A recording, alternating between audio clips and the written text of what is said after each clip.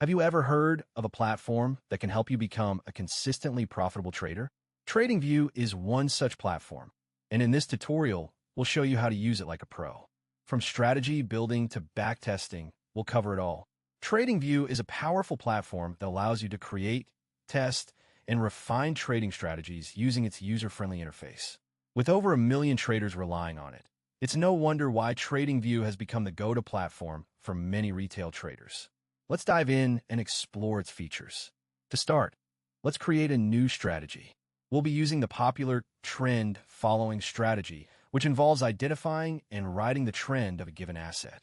Open TradingView, click on Strategies, and then create a new strategy.